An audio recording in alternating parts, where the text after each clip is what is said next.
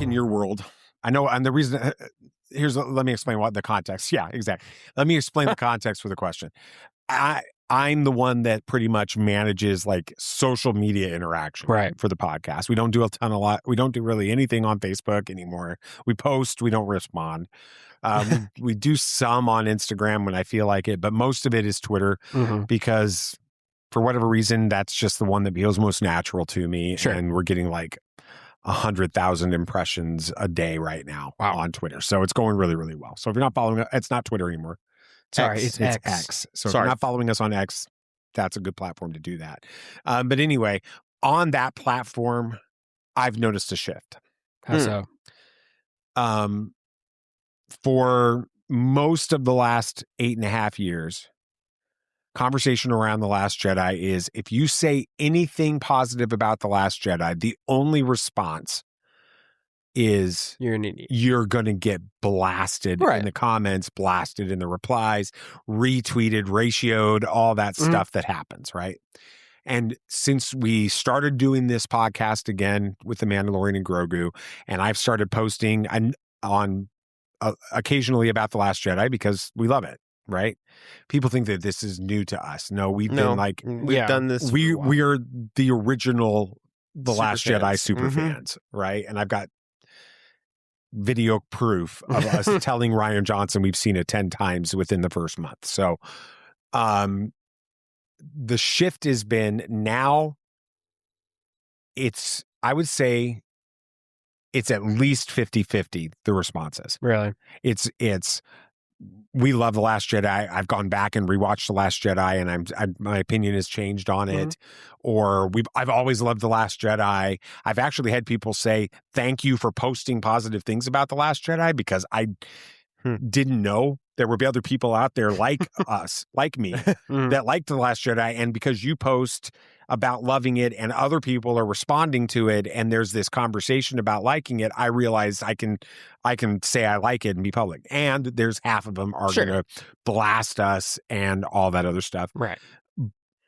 So that's my experience with The Last Jedi. I don't talk about it at work. I don't talk about, I don't have relationships with people outside of, you guys where I talk Star Wars. What is your I'll start with you, Nate. You're at college, right? You're at university. You go to the University of Mobile. So people know that you love movies. They know you love Star Wars. They do. What's the response like when you say you like that? Like, The Last Jedi is not just a fun movie. The Last Jedi is a masterpiece. What's your response? Every time I say it, I'm questioned. Like, everybody says that it's terrible. I'm not kidding. I don't think I've met a single person that really does like it, which is fair. People can have their own opinions. I usually ask them why, just to have a conversation. They always give me the same reasons, and they're always the same reasons of like, Canto Bight didn't make sense, Rose was a bad character, Finn's character didn't make sense, Rey's a Mary Sue, all of those things. Luke, they killed Luke Skywalker. Yes, all of that is always brought up, and I can always shoot it down, and they never really have a foundation to stand on for why they don't like it. And then I hit him with the final blow of, when was the last time you saw it and watched it? And they're like, well, I saw it just once at theaters. And I was like, do you remember how you felt after you watched it at theaters? They're like, I thought it was okay, but now that I've let it sit with me, I don't think it's as good. So they haven't let it sit with them. No. They've let the overwhelmingly negative narrative that has been pushed by sites that I almost just said, and I don't even want to give credit to. Good job. Nice save. Proud of you. That actually retweeted us and tried to blast us this morning, by the way. Cool. About this, which we're at when we're recording this, it's like 1:15, 1:30. 12:50. Yeah, and we've got like 100,000 impressions already today because they did it. But anyway. Well, thank you. Thank you. Yeah, you can get us monetized. Can you do it again tomorrow? Yeah, exactly. But it's really, they've listened to their narrative. Right. Not making their own decision. And I don't want to sound like that's people aren't thinking for themselves. No. But to a large extent, it feels to me when it comes to The Last Jedi, people aren't thinking for themselves. That's the way it feels to me. Right. And a lot of the time, if they go back after that and watch it, and I'm asking them again, I'm like, what do you think of it? They're like, it's better than I remembered. I enjoyed it. I can see why somebody would like it. It's not my favorite, but I enjoyed it, and it was better than I remembered. Yeah, because it's been almost like 10 years. It's been 8.5 years. Yeah. So of course you're not going to remember, and you change. And like, there's so much that's happened since then. And I know that you live your life on social media, and of course you're going to get all of the hate about it. So, yeah. And then there are some people that are just all Disney Star Wars is not Star Wars. Except and then Andor. And then except Andor. Yeah. And then I mentioned Andor, and I mentioned Rebels, and I mentioned Season 7 of Clone Wars, and all this stuff. Mando, even some to extent. Some people are not a fan of Mando. But I mentioned those things, and they're like, well, not that Star Wars. And I was like, so you either hate it all, or maybe you just are not a Star Wars fan and just like some things. Like, well, I enjoy. Okay, I've used this a lot as an example. We watched the Harry Potter movies for the first time a couple years ago. Yeah. At this point, I can say firmly I enjoyed them. I enjoyed my time, and I would watch them again. There were some that I liked better than others. Like Half-Blood Prince, I can firmly say was not a big fan of. Which I know is kind of I don't even remember a what common that one thing. is. So that's my point. It wasn't great. 90% high school romance drama, 10% actual plot. Yes. And it was before the last. I've got thoughts about Harry Potter going forward, but we aren't going to. That's not what this podcast is. So I enjoyed it. It was fun. I would watch them again. I'm not going to call myself a fan because there are things I don't like about it. There are aspects I really do enjoy, and I'll enjoy the entertainment and the media. I'm not going to call myself a fan of it, though. I think that's a dangerous metric to judge by. I don't think you have to like everything or consume everything of a franchise to be able to call yourself a fan. But if all you do is hate it, no, then you're not really a fan. actually being a fan. If all you do is hate the state it's in, then you're not a fan of Star Wars. Because honestly, that's what Star Wars is now. Disney Star Wars is Star Wars. Yeah, that's a whole nother series. That's a whole nother podcast. I'd be careful about that too. But I'm not going to be careful. I would say just speaking into that idea, right? You have to be careful about that because there are people that grew up with the original trilogy and love that and didn't like the prequels and maybe don't like the sequel trilogy, but still love Star Wars. There are people that grew up with the prequel trilogy that really enjoyed the original trilogy, but Star Wars for them was the prequel trilogy, and they may not like the sequel trilogy, and they could still be Star Wars fans. I think that I think that it's the same thing that's happening with the sequel trilogy, and I think it will go forward. But I do think that if your fandom is defined by what you're against, not what you're for, then I think that's kind of what you're feeling. Yeah. Yes. What's your how would you describe what a fan is? Someone who absolutely enjoys. I think it's like somebody that cheers on and is excited for everything new with this. No. Well, use a sports analogy for it. When the Denver Broncos are doing fantastic, I'm a fan and I'm extremely positive. Yeah. When the Denver Broncos are doing garbage, I'm a fan and I'm really negative. So I think that's where my ideology with that comes different, because when the Denver Broncos are terrible, I'm still positive. I'm like, we always got next week. So I think that's kind of where we're different. Yeah, I can understand. What about you, Sam? Because you went through all of college as a Last Jedi fan, obviously. I'm more close to when it came out. A little closer to it, a few years now after. You're working kind of in the regular world with a bunch of engineer nerds, so there are probably some Star Wars fans there as well. I don't really, know. actually. But you've got some other friendships and things like that. What's it like for you being a Last Jedi fan? Honestly, it doesn't come up very much in conversation anymore. That or I just actively avoid it because I'm tired of having the same argument with the same people over and over again and not going anywhere with it. What's the argument, though? Is it the same stuff Nathan brought up? Same thing. And it usually what it ends up as is the way I present it, it just ends up being like, look, I know I'm in the minority here. I enjoy it. You don't. We're probably not going to change either of the other person's mind right now. So let's not waste our time fighting over it right now. I mean, but at this point, it feels like 8.5 years later, if you're not going to like The Last Jedi, you're not going to like The Last Jedi at this point. It's frustrating, but it's almost just not worth the effort to try to fight these people over something where I'm like, look, I don't want to sit here and focus on all the stuff that you find negative about this movie. I'm just going to enjoy the movie, and if you don't, that's fine. It's your loss kind of thing, is my mindset with it at this point. It's interesting being where I'm at, though, because this conversation happened with the prequels. Yeah. And people that were pretty negative with the prequels are now, I was really too harsh on the prequels. I like the prequels now. And I'm starting to see, that's where I go back to what I'm seeing on X and some of this other. I'm seeing people pretty much every day saying, I judge this too harshly, or I like it now. And I think that we're seeing that shift happening now with this. I think the one that's going to have the harder time, honestly, is once people come to the realization that The Last Jedi is not what the narrative of The Last Jedi was, and we're going to spend the next several weeks addressing those concerns, talking about all of those things. I think when they realize that The Last Jedi is not that bad, I think that that's going to cause people to have even a harder time with The Rise of Skywalker, because I don't think The Rise of Skywalker is a story that would have existed outside of the negativity with The Last Jedi. Yes. I think it's a great movie. I know people love it. It's actually got a higher fan rating than any other of the sequel trilogy movies, including The Force Awakens. That's surprising. With it, and people really do love it. And I do think it's the springboard that's going to lead to the future of Star Wars cinematic universe. I think that what's going to happen after Starfighter is going to be the Rey trilogy with Simon Kinberg, and I think that that's where we're going to go, right?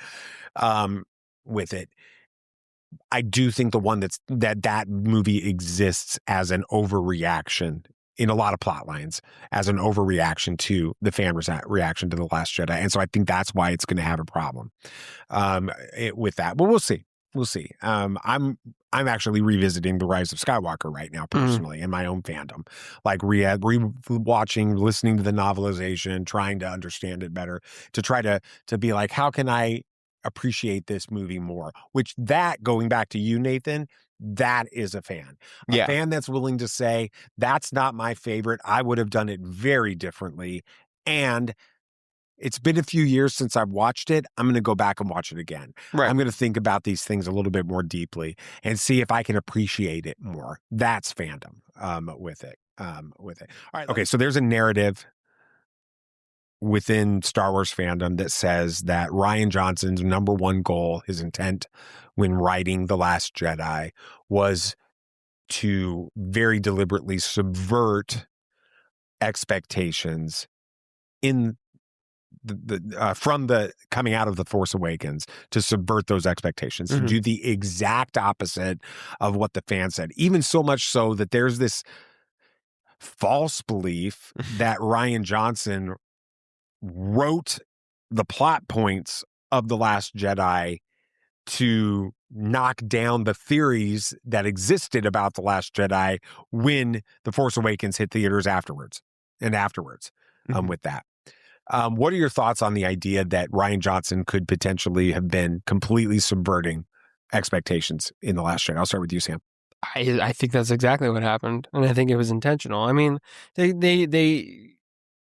they teased that in the trailers going up to it. This is not going to go the way you think, and all that, with Luke's line and all the marketing going up to it. So I think that was exactly the case, and I don't think that's a problem. Star Wars is built so much on theorizing and things like that and discussion. So I think subverting expectations is a good thing. It makes for a more interesting story when you do that too. If everything goes according to plan, it's a really boring thing to watch. You're like, oh, I know this was going to happen, or oh, this was pretty obvious and stuff. Nobody wants to watch that. I mean, genuinely, I don't think there's some people. Okay, Mom. All right, fair. But for most people, they want a story that's going to do something different, show them something different, go a direction they weren't expecting, because it's more enjoyable. I don't know why, but every time, I've done this like twice too, so I don't know why this is where my brain goes, but oftentimes when I'm thinking about like narratives or storytelling or things like that, I go back to the idea of like tabletop RPGs, like Dungeons and Dragons or the Star Wars game and stuff, right? And I think, what do players want? They don't want their plans to succeed all the time. Not really. Nobody's going to tell you that. But if a D&D game goes exactly the way they want, they're rolling the best rolls they can, they're getting 20s and everything succeeds, that's going to be one boring night. But if one player almost dies, or they end up, getting taken way off track from where they were going. So now they've got this whole big side quest to do to get back to it. That's where the cool stories come in. That's where the interesting moments are for the players. No player is going to tell you they want that, but they do. And it's the same with movies. Everyone wants it to all be happy and go the way they expect, but when it does that, it's really boring in the end, and you end up just kind of getting a movie that was like, oh yeah, that was all right. Instead of something memorable. What are your thoughts on that? Yeah, I think with the subverting expectations thing, I don't know if that's exactly what Ryan was going for, particularly. I think that, because we've talked about this, they were filming, or at least starting to film Last Jedi when Force Awakens was finishing filming. Yeah, he was actively writing the script and actively writing it and while they were filming. Yeah. The Force Awakens, and working directly with JJ during that time. Yeah, so instead of subverting expectations, I think that, and I know we're going to talk more about this today, I think he was actively trying to figure out, how can I turn these plot lines, turn these characters, and put them in a really intense situation that's not it's their biggest challenge. How can I put them in that? Because we've always seen these trilogies as second act tragedy. That's what Empire was. That's, I guess, what Attack could have been. Well, absolutely, Empire was. Why would you say it wasn't? No, not Empire. I'm talking about Attack. It was kind of Attack-ish. I mean, Anakin gets Anakin gets his hand cut off. Anakin gets his hand cut off, and really, the Empire is born as a result. So true, kind of, because that's what George was intending with with both trilogies, and so Ryan was given the task of following that up. How do you make that happen? And honestly, when you get to the point, you're on your third second act tragedy of Star Wars. You got to go big or go home. You got to step it up.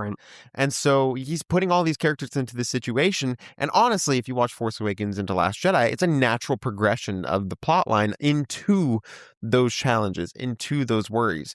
But I think a lot of people didn't want to, or have that, or understand that was going to be happening going into The Last Jedi after Force Awakens. So that's where a lot of the theories came into play of what they thought was going to be happening, which honestly a lot of them were really big, grandiose, of course, but they were not really considering the fact that we had to have that fall so that we can have the big triumphant ending of Rise of Skywalker, which wasn't Rise of Skywalker at the time, but Episode 9. And so it wasn't subverting expectations. It was going big with the tragedy and people not understanding that that's where it was going to be heading to. I think it is really an important fact-based element that we have to continue to remind people of when you think of The Last Jedi. It is what you just mentioned a couple of minutes ago, Nate, that Rian was writing The Last Jedi while they were filming The Force Awakens. He was literally he spent 2 weeks living in San Francisco writing the script, going and watching the dailies, going and watching them as they were editing, meeting with JJ, meeting with Kathleen Kennedy, meeting with Kiri Hart, meeting with these people and Story Group and everybody, and saying, okay, where is this? It wasn't about the story was written, and they had begun shooting The Last Jedi. Principal photography had begun on The Last Jedi before The Force Awakens came out, which means all of those theories, your Snoke theory sucks. Who's Rey? Why Luke is on that planet? Is Finn a Jedi? All of those questions that we as fans took away from The Force Awakens didn't really exist as from fandom when he was doing this. So to say Ryan went on Reddit, literally I listened to an interview from back within a few months after The Last Jedi came out. I listened to him in an interview, and somebody asked him, did you literally just sit on Reddit and read these Reddit theories and then write The Last Jedi?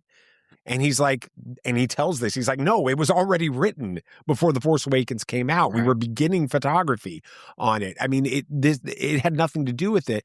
The questions the theories people had from The Force Awakens are naturally the questions any of us would ask coming out of the Force Awakens. Right. But he wasn't deliberately saying, all right, this is what the fans are hoping will happen, so let's do the opposite. That's not at all what's going on with The Last Jedi.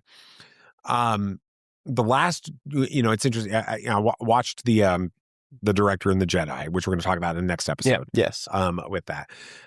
Which I'd watched it 2 or 3 times before, but it's been probably 5 or 6 years since I watched it. And it is so fantastic. I can't wait to talk more about it.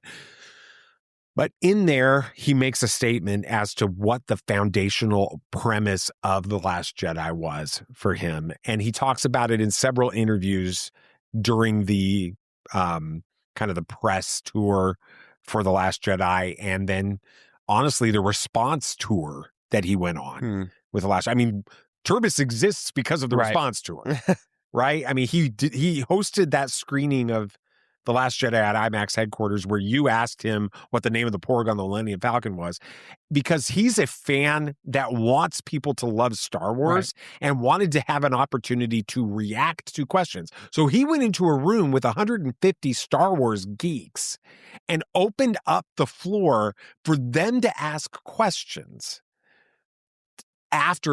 A month after The Last Jedi came out.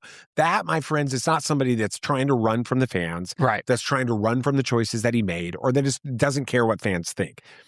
But in all of those things, he brings up this as the foundational premise. When he sat down, and the other thing that's really interesting is when Kathleen Kennedy, he was meeting with Kathleen Kennedy every 6 months or so before Star Wars was offered to him. As she's a producer that loved his stuff and had basically said, listen, we can have what's called a general meeting every once in a while and just sit down and you can tell me what you're working on and I'll give you some feedback on those things. And so he went to Lucasfilm to have a meeting with her for one of those, to talk about the things he's working on. And he walks into her office and she says, can you shut the door on the way in?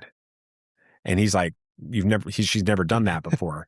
And he sits down and she says, do you want to direct a Star Wars? That's the way the conversation began. And he said, I literally I'm an idiot. He said, I need to think about it. He said, and this is why I need to think about it, because my being a filmmaker today is a direct result of my love for Star Wars.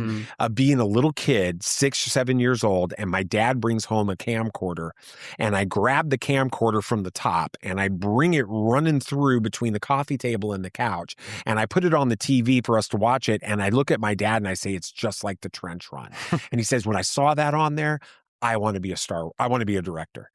That's where, and he's like, it was so overwhelming to think that he might be directing a Star Wars. He was afraid he was going to screw it up. Yeah, I don't blame him. Yeah, so that's a reasonable He said he response. didn't sleep for days trying to decide. And then he realized, he's like, I'm an idiot if I don't do this. Right? And he did it. But that's the level of reverence he brought to writing The Last Jedi and these characters and Luke Skywalker. And so for me, that's a foundational element going into this. And the question that in the Director and the Last Jedi, or the Director and the Jedi and the other things that he interviewed, he said, when he sat down to start writing The Last Jedi, which he had the name immediately, he knew what it was going to be. He said, I asked myself, how do I write this character in such a way that they face the greatest challenge they've ever faced? Yeah. What is the greatest challenge this character can face going into this movie? And so he builds it off of what happened in The Force Awakens, and then he begins to ask that question. And that's how he wrote the story for each one of these characters with it. And so let's go through some characters and start like thinking about how he interpreted that for these characters. Not how we would answer that question, right? But how he chose to answer that question for that character. Let's start with Poe, because the whole movie starts with Poe. Yeah, right. It starts with And we'll talk about the humor stuff, and we'll talk about the criticisms of The Last Jedi in another episode later. But when we get Poe in this, Poe is in The Force Awakens. He's a hotshot pilot. Yeah, he just got done destroying. He just got done taking out Starkiller Base. He's. I mean, even when we thought he was dead, he survives that. We don't even know how he really survives that. No, they don't tell us in the movie at all. With it. So he goes, he breaks out of, he's a hotshot that's talking smack to Kylo Ren in the beginning of this. He's sent on a special mission by General Leia herself. He's talking smack to Kylo Ren. He gets arrested by the First Order, and then a stormtrooper breaks him out, right? And he ends up stealing a TIE fighter and taking that. And then he ends up leading the attack to free Han and Rey or Han and Finn and all of them on Takodana, right? And then he comes back and he leads the attack on this, and he's basically won everything he's done in The Force Awakens. And then we get him, and that's where his character starts. Right. In The Last Jedi. He's like, he's basically saying, I'm going to take on the whole First Order in an X-Wing, which is kind of what he does, right? I'm going to take on the entire First Order by myself in the next Wing. I'll start with you, Nathan. How do you see his arc in this? Because he gets knocked down constantly through this. And that a lot of people struggle with that. I think that this whole movie, like you said, he won everything in Force Awakens. It's all about losing everything in Last Jedi for him. It starts with Leia. We know that Leia, we can see it in Force Awakens. We certainly see it in Last Jedi. Leia is his rock. The level of respect he has. Yes. It is the leadership. She has made him who he is today. She has made him the hero, made him be able to win all those things. And so she's gone. Who does he become? How does he handle things? And so he starts to lose his understanding about the situation and starts to just try to take control because he doesn't feel like he has any of that left. Happens with Holdo, all that stuff. Instead of talking to Holdo normally with the relationship with Leia, why is she in this position? He's just like, why you shouldn't be here. Like, he thinks he should be. Yeah, exactly. Yeah, because I've been here. Where have you been? Kind of like he doesn't even know who she is. Exactly. Yeah. And so he starts to lose everything. He loses his rank. He's pushed aside. Like he's just made normal again. He's just an X-Wing pilot again. And so it breaks down his ego more than anything in this movie for him to become who he fully needs to be. We do see in Rise of Skywalker. Thankfully, his arc is one of the most genuinely coherent, especially going into Rise of Skywalker throughout the whole sequel trilogy, I feel like. Because it's hard to do that with Rey because she's the main focal point of it. Her arc, very cohesive. Force Awakens, Last Jedi, it feels like it teeters a little bit in Rise of Skywalker. Same, of course, with Finn. But Poe's feels really, really smooth throughout all three movies. Which is interesting because JJ was going to kill him off. JJ actually wrote him out of the movie. Right. And then had to bring him back because they couldn't figure out how to make some of the scenes work later on, the storyline work. And then somebody was like, well, originally you were going to have Poe in those scenes, and that's why they worked. And so he went back and wrote him back in on that. What do you think about Poe and his arc and the way Rian writes him to answer that question? What's the greatest challenge that Poe Dameron can face in this movie?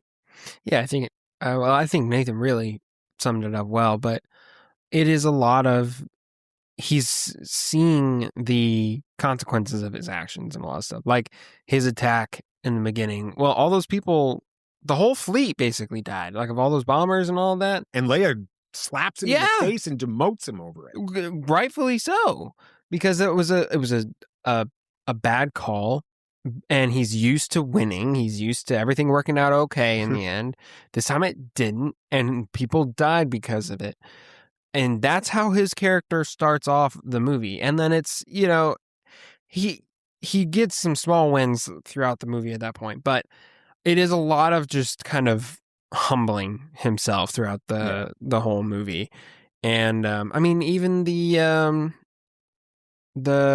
what are they called on Crate? The skid.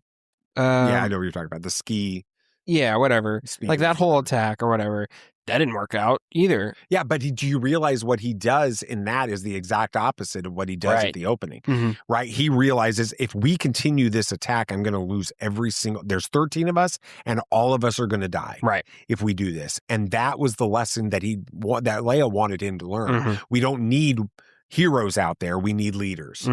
And so he calls off the attack. And then in the base, he's like, wait a second, why is Luke doing what Luke's doing right now? Why is Luke? Because remember, I think he sees himself in what Luke's doing. Luke's he goes being back this hot shot to the X-wing pilot at the beginning, taking on the First Order by himself. That's what the way the movie opened. Now it's Luke doing it, and he's like, wait a second, but Luke is this wise old Jedi. All of this other stuff. What is he doing? Why is he making this option? The same reason. What was the reason that Poe was taking on Hux by himself in an X-wing? Because he wanted to seem like the hero, the cool guy. To delay so that the resistance could get off. Oh, well, yeah, but he wasn't willing to lay down his life, though, I don't think. Poe no, but you see, but say it again, Nathan. He was delaying so the resistance could escape the car. What when he's standing there in crate in the base, and he's like, wait, hold on, wait a second. I've seen this before. What is he doing? He writes, wait, he's doing this. He's stalling the First Order. This is exactly what he was supposed to do. Right? And he's like, so we can escape. And that's why he understands what's going on. And he follows that. It's very consistent through. And he does grow to become the leader that he's supposed to be. That's why Leia, when they're the crystal critters line with Finn, and all this, and they're like, Poe's like, let's go, let's follow the Volptex, right? And everybody looks at Leia, and she says, "What are you looking at me for? Follow him," right? Because at this point, you realize this is an inversion of is what's happened. Now she's saying, "No, he's your leader now," right? Because he demonstrated that he can. Holdo's not around anymore, and I'm some old woman that can't even, stay alive. So, I mean, in the story, she was almost dead, right? And so she's kind of like, no, follow him. He's the leader. He's proven himself. He's proven himself. Yeah. Okay. Finn his arc is hard. The second most criticized arc outside of Luke. Like, are you talking arc in the Last sequel Jedi. Trilogy? Last Jedi. In the Last Jedi. In the sequel trilogy, maybe, but in the Last Jedi specifically, there's the narrative around Finn is that his character does nothing in this. He just exists in this storyline with it. When we're in the end of Force Awakens, we've got this. He truly is a fascinating character in the Force Awakens. We just watched it yesterday. He's the born and bred stormtrooper that has resisted that call, that life, and now has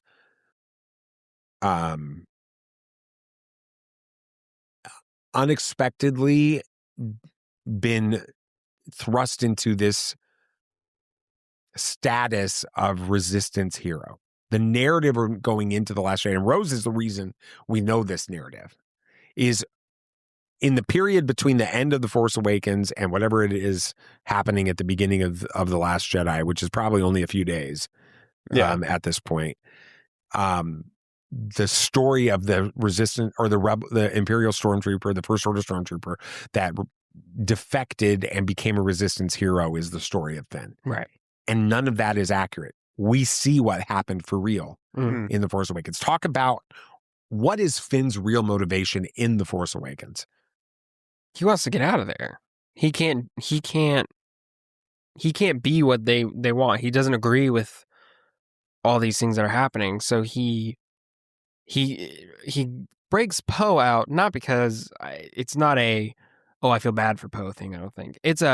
He's a means to an end. He's going to be able to get me out of here, and that's all I care about at this point. While it was a good deed, so to speak, that's not why he did it. And then the rest of the movie, to a degree, a lot of his actions are selfish in a lot of ways. He's doing what's best for Finn in the moment. And Rey. He's committed to Rey. Yeah, but potentially for selfish reasons too. So I don't get that impression. Do you get that same impression from the Force Awakens? Not too much. But I can see where he's coming from. But no, I really do believe that it's just selfish reasons at this point for all that he wants to do.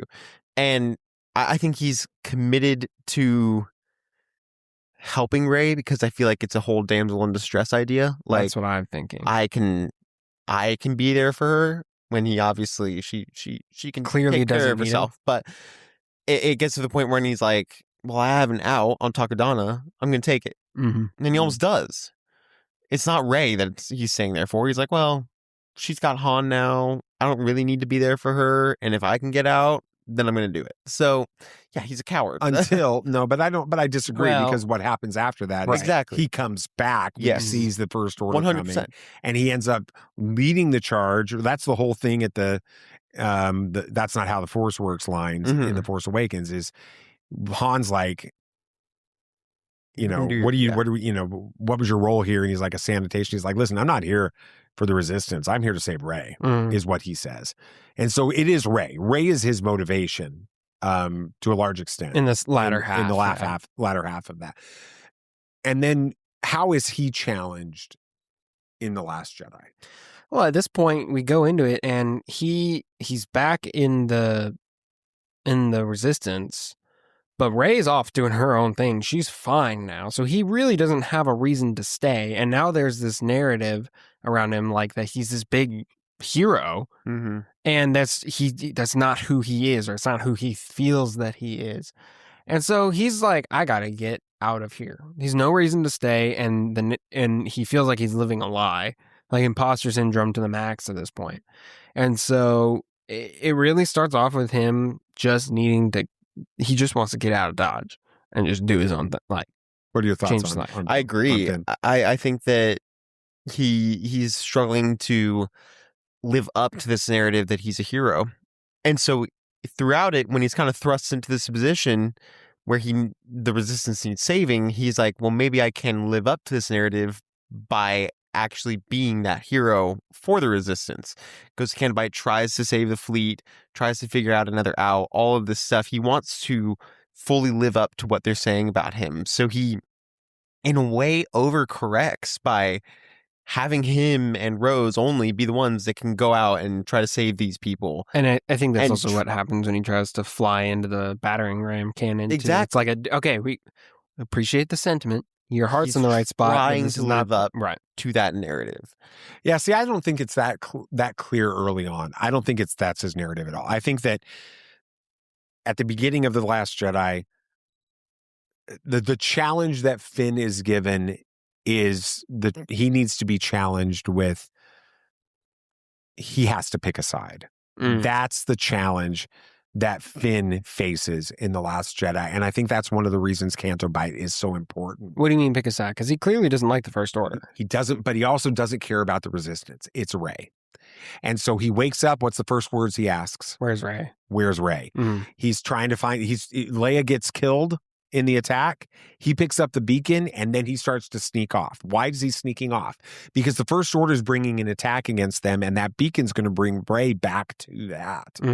So now he says, I'm going to take an escape pod and I'm going to leave with the beacon so that when Rey follows this beacon, she doesn't get brought back here. We're leaving. He's not in on the Resistance. That gets pulled back from him by Rose. Right. And he's having this, he's struggling with, should I choose a side or not? That's what ends up happening. Poe takes the beacon back from him and leaves it at the Resistance on the ship. Right. So now he's got to figure out a way to save Rey. And Canto Bight's the way he does that, because if he can get Master Codebreaker, they can get back, they can get the tracking, the hyperspace tracking turned off. Then they can take the Resistance fleet, get them away from Snoke, and when Rey follows, she's going to be safe.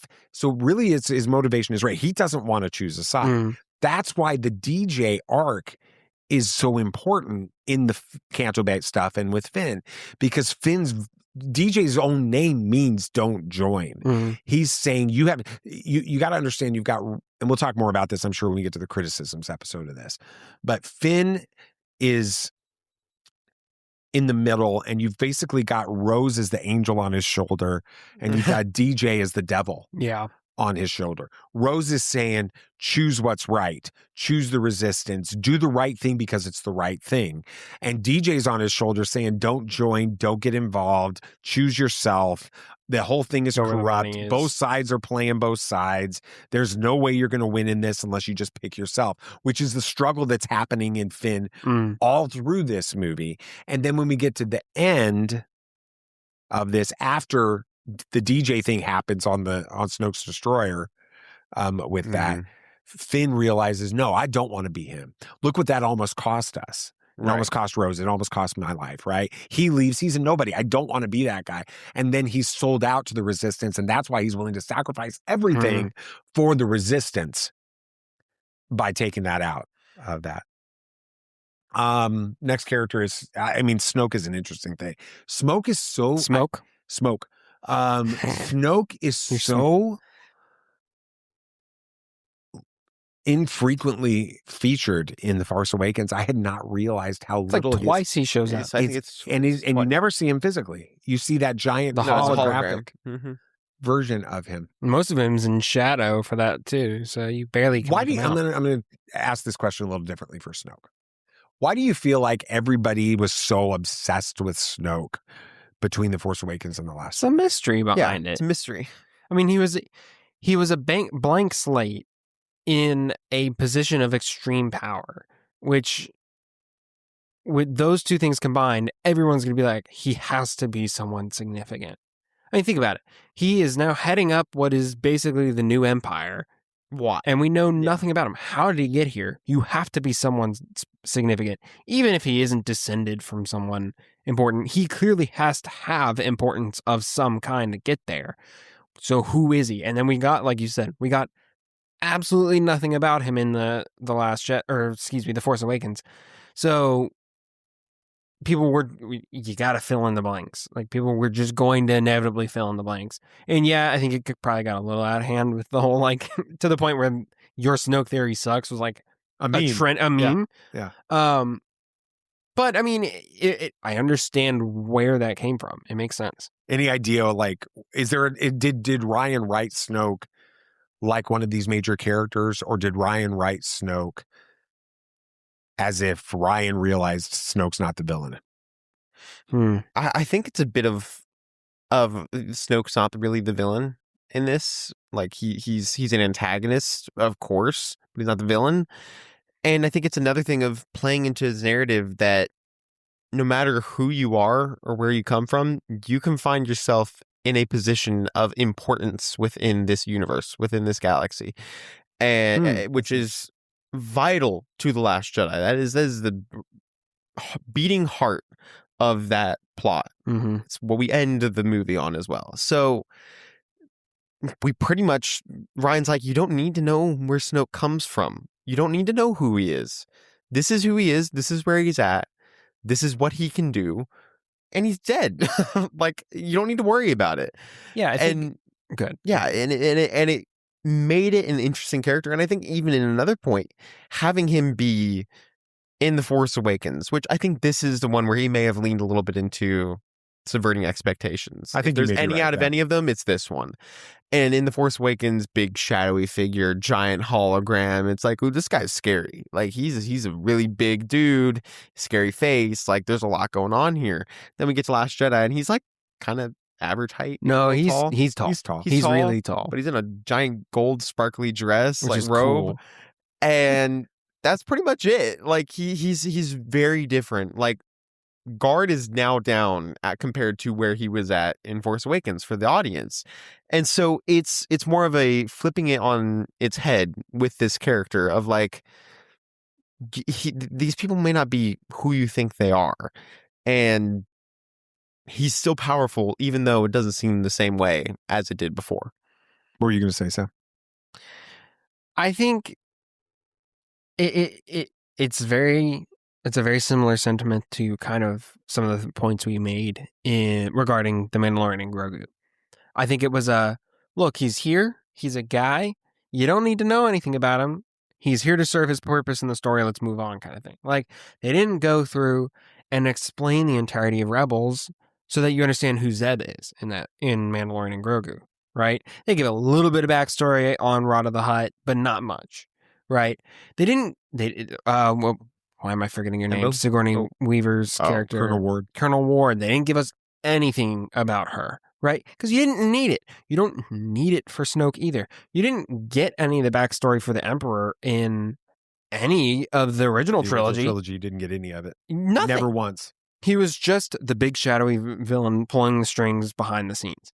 That's all you needed, and that's all Snoke should have been. And so I think Rian was trying to channel what happened in the original trilogy and then subvert it by saying, oh, but now actually he's dead, it's surprising.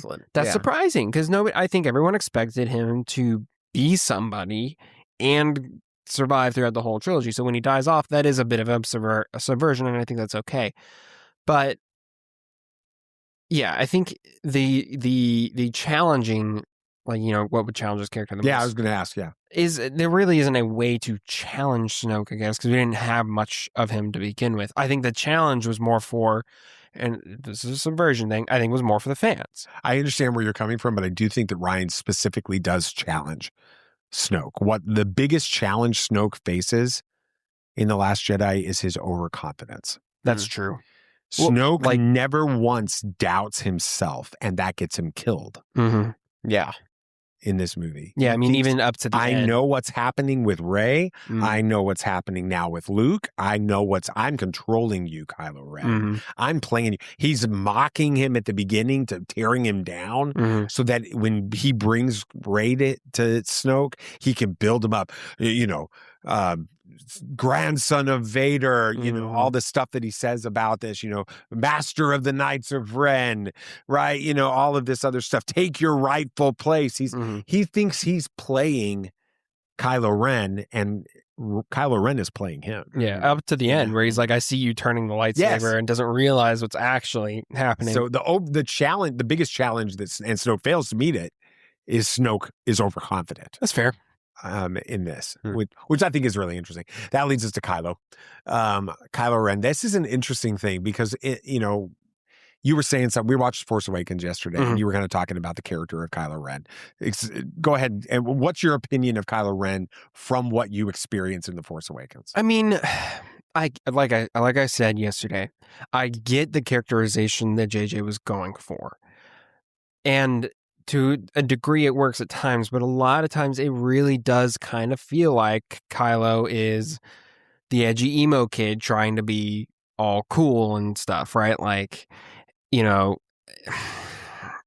can't think of a good example, but he really just does feel like he's trying too hard to be something that he is not, which is an underconfidence. Right, which is an underconfidence, and it's also like, I mean, Han Solo even says it. He's like, this is not like who you are. Yeah. This is not, all of that. Even Snoke kind of points, jabs at him with that. And so it comes across unintimidating in a way. Like, he's like, oh, this is just some kid who looks, 30 pounds soaking wet and kind of goofy and wants to be his grandpa for some reason, even though did he forget that his grandpa switched at the end? That kind of thing.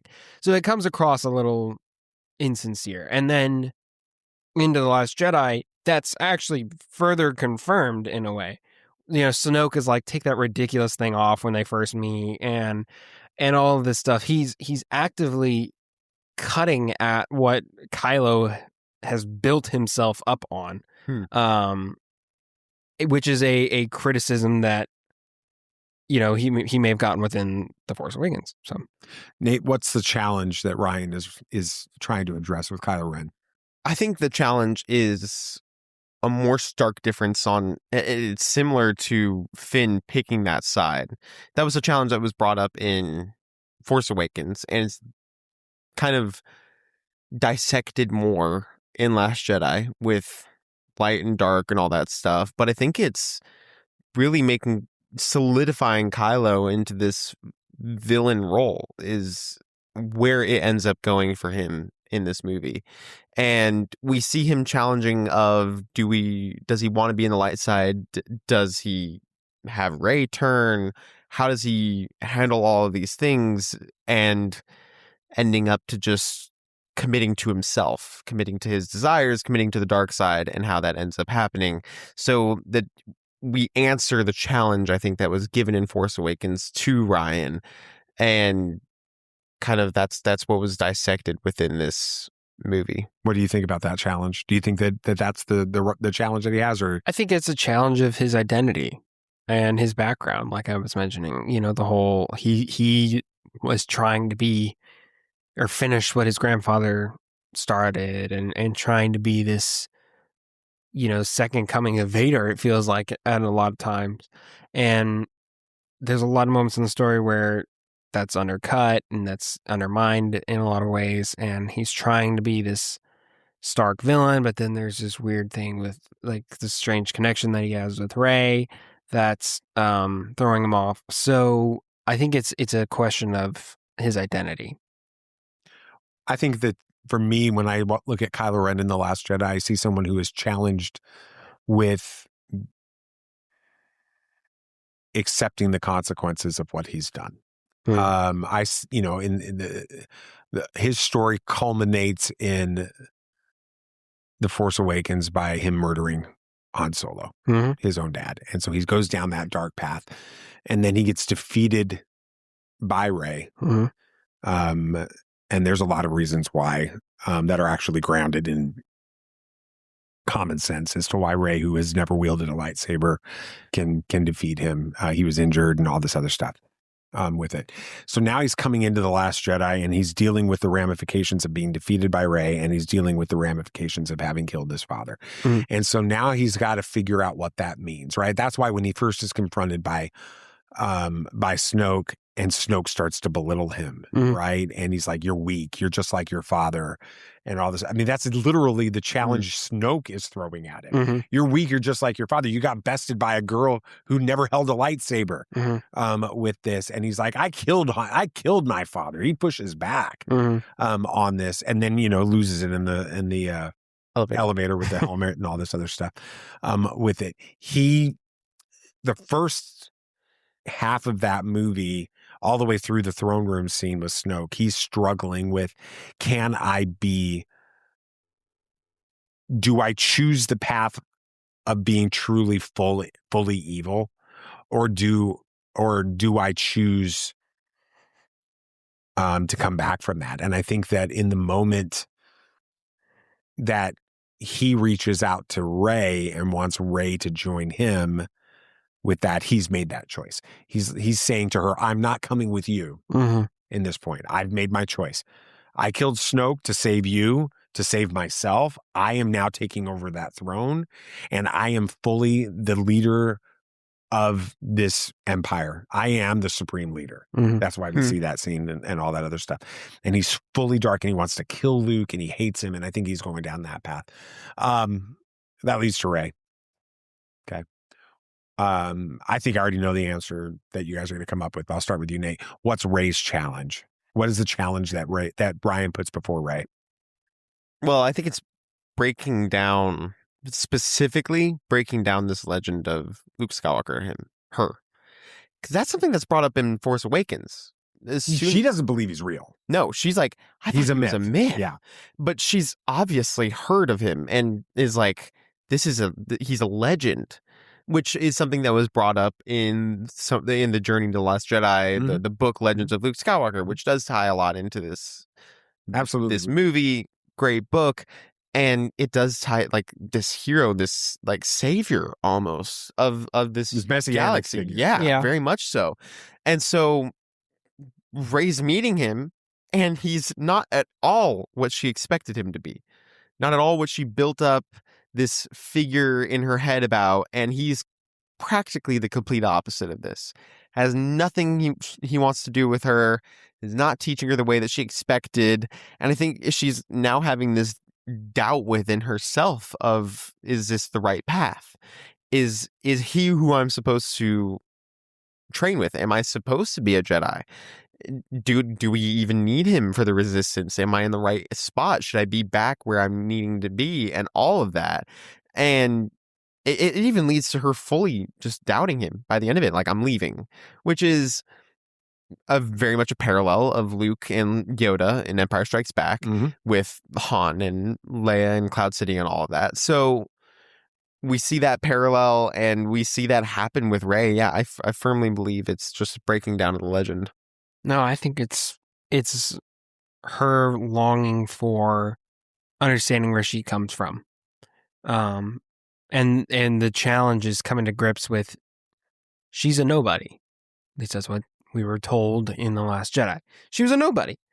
Like, she was going to be literally was the daughter of some scavenger parents who dumped her off because they couldn't drinking money. They needed drinking money, right?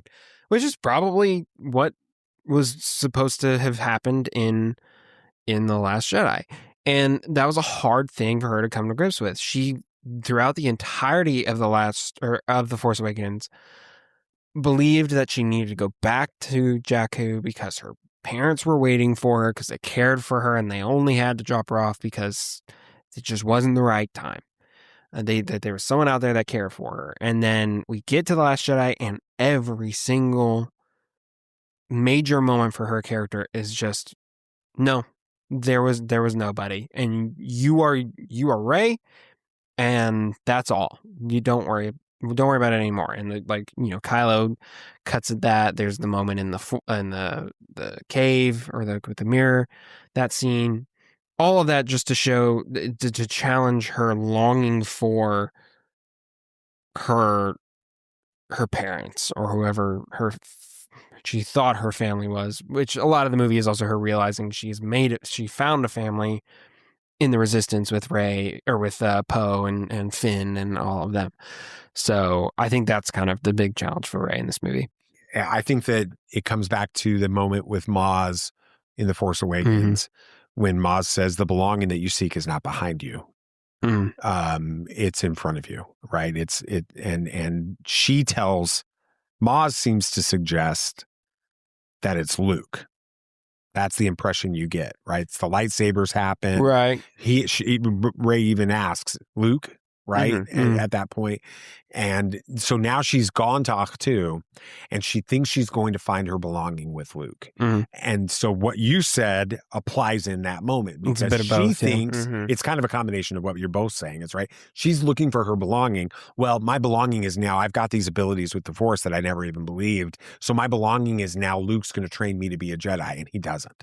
And then she gets pulled into the Force cave, and it's like, my belonging is in finding out where I come from and why I am who I am. And maybe it's Han and Leia are my parents, right? I mean, there was a theory. She's looking at the couple coming at her, and it's the silhouette of Han and Luke and Leia. Han and Luke. That would have been a weird. That'd be a weird ship. With that Han and Leia, with it, and then it morphs into one, and it's Luke at that point, and then it becomes her, with it, and so the challenge is really, Rey, you're somebody because you're just Rey. That's what you need to walk away from this movie believing. You're Rey. Be happy with being Rey. And we're not here to talk about the rise of Skywalker, but I don't think that her being the descendant of a clone of Palpatine, or her becoming Rey Skywalker at the end of that, fully negates the truth that she learned there, where she needs to be more confident in Rey. I'm Rey. I think that actually is why she can overcome, and we'll talk about this some other podcasts probably, but that's why she can overcome the fact that she finds out she's a Palpatine, right? Because it doesn't matter. She realizes that doesn't matter. My lineage isn't what defines me, and she learned that lesson in this. And then we got the last one. Good old big boy, good old Luke. What do you think that was like for Rian when he read the script the first time, and he realized that bomb? Yeah, when he read the Force Awakens script. And that bomb is dropped in his lap, where JJ's saying, "I'm not doing anything with Luke Skywalker. You can take this." Yeah, no pressure, dude. I mean, he was the main character of the previous trilogy, and he's what everybody is wanting to see. Right. This entire movie, and he's not there, so now they have to wait another 2 years. Mm-hmm. No pressure. Yeah. What's the challenge that Luke faces?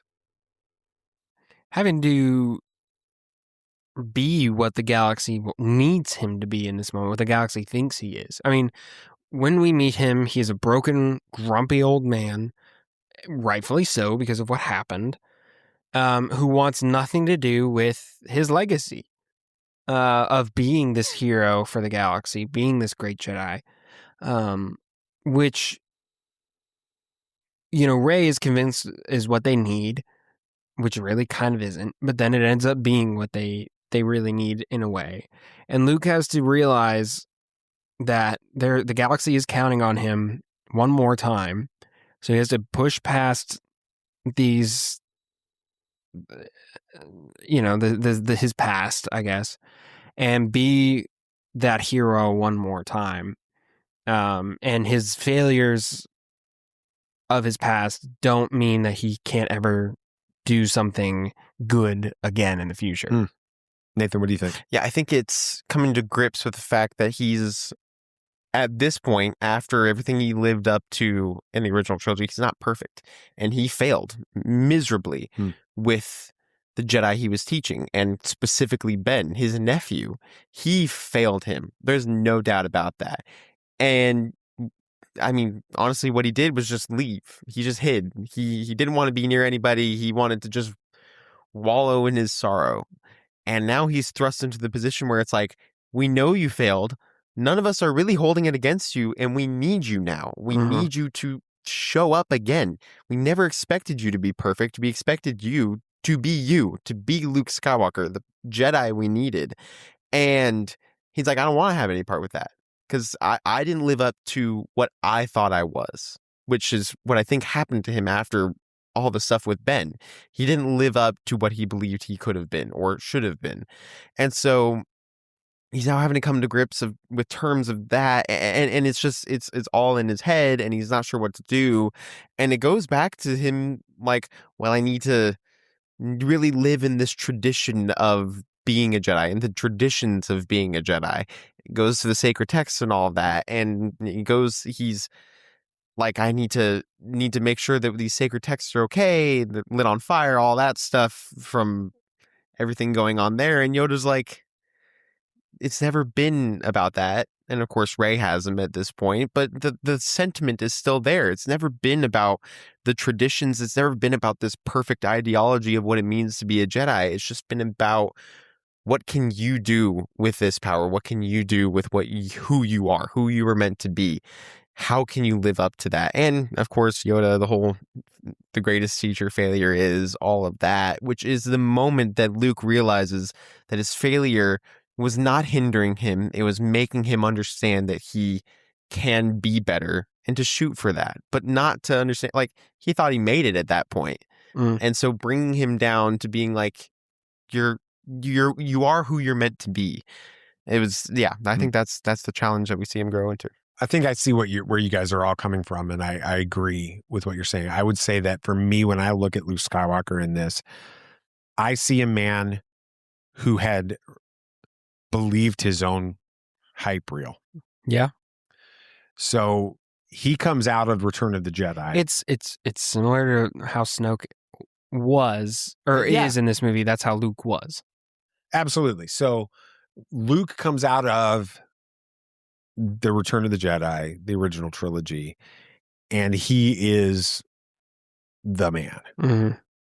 Right? I mean, he's Luke friggin' Skywalker. Right? He just took down the Emperor. He just redeemed Darth Vader. He blew up the first Death Star. He's the new Jedi on the block, man. He's going to start training Jedi. He's going to build, and we see that to some extent with, in the second season of The Mandalorian, when he shows up with that X-Wing and he's just like mowing down these dark troopers and taking out. I mean, he's everything everybody thought Luke Skywalker was. Right. He's everything he thinks he is.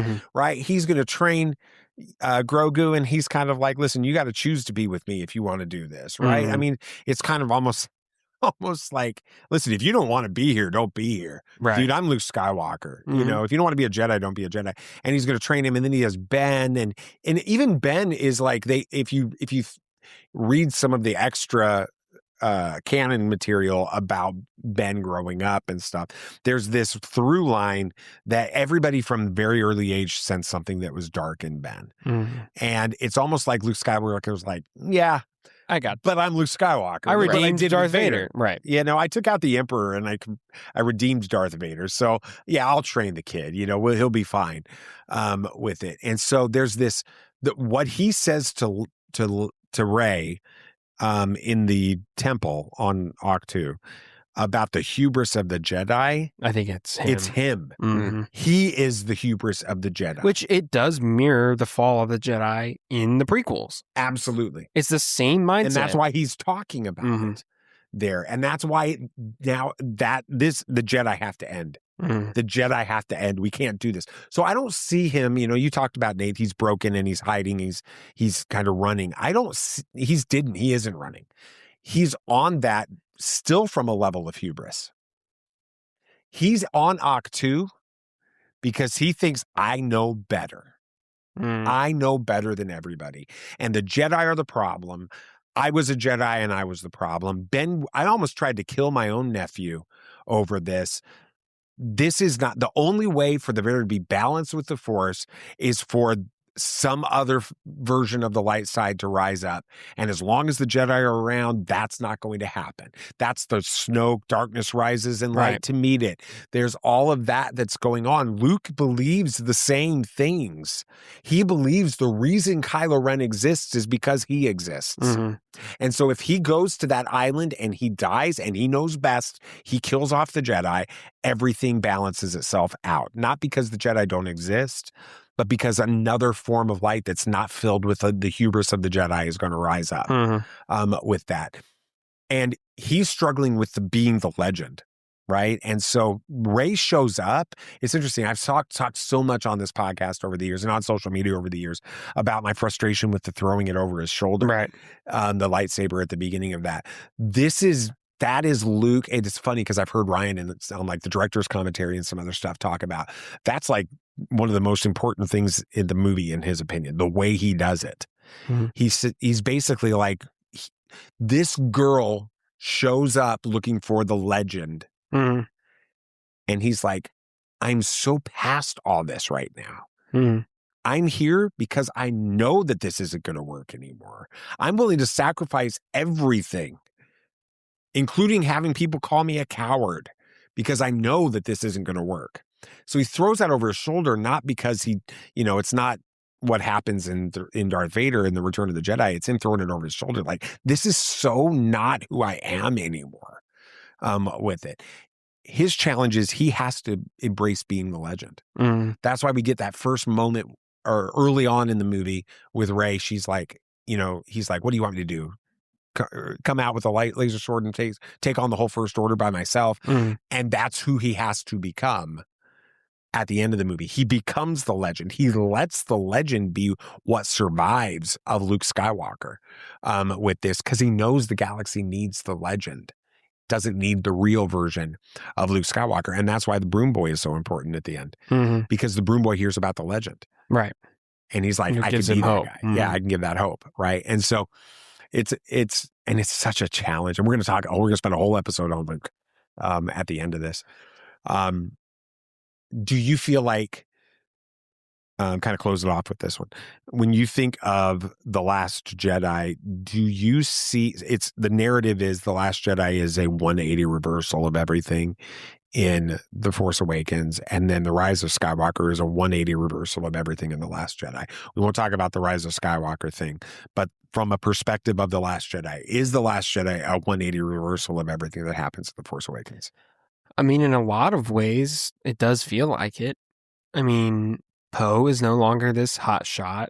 Finn is not a coward by the end of it. Rey is a nobody, which going in out of The Force Awakens, you think she could be somebody. Luke is a legend, and then in the end, he's revealed to kind of not be, or not be whatever the galaxy thinks he is. Snoke's dead. He's nothing. Kylo kind of doesn't, I wouldn't say he ends up too differently from, maybe he's just stronger in himself, but I don't think there's much of a reversal for him. And then, so, most of the characters end up opposite in a lot of ways to how we see them at the end of The Force Awakens. Nathan, what do you think? I don't think it's a 180 reversal of Force Awakens. I think it's more of we see them torn down and we see that they can now have room to grow. Because at the end of Force Awakens, it feels like these people are kind of still on that upward trend, but we're like about to reach a climax of really where their character arc is going to be at this point. Because, I mean, with Rey, it's like, well, she needs to train and maybe we figure out who her family is. But after that, it's kind of like she's reached her end goal and we're pretty close to all that. But in The Last Jedi, let's tear all these people down so that they can become more of this in-depth and deep and more thoughtful character. Each and every one of them honestly becomes that way. Even Kylo, to an extent, it becomes more of we see more of that darkness within him. He struggles a lot with that light and that dark, and we see him commit to that darkness, which I know a lot of people were considering he may switch to the light in this movie. And of course, we'll talk about theories, all that stuff. But sure. I think it's just we're now bringing them down and we're solidifying that they have new avenues to go into, which changes in episode 9. But I think it sets up a lot of amazing things that we wouldn't really have if they just kept going on the trend that it was going on from Force Awakens. So yes and no. J.J. Abrams makes it crystal clear in the director's commentary of The Force Awakens that almost every creative choice, storyline choice that he made in The Force Awakens was built to mirror something that happened in the original trilogy. Yeah, to make it feel like Star Wars was the goal with that. Do you think Rian came in rightfully so, or maybe not rightfully so, but do you think that he came in and said, I'm going to turn everything on its head? I don't think turn it on its head, but I think he wanted to, from a perspective of a fan of Star Wars, do something new. I think he wanted to see something new, because that's what Star Wars fans kind of want at this point. And there's very few Star Wars fans that are bigger than Rian Johnson, as we've discussed. Absolutely. And so he wanted to see, he's like, I want to see this new things. I want to be able to see all of this happen. I want to see this type of story in Star Wars, because let's just be honest, Last Jedi is a different type of story than anything we've gotten in Star Wars before. A different thematic plot, the way that it's paced, everything about it. It's really different, but it's so well done and it is told beautifully.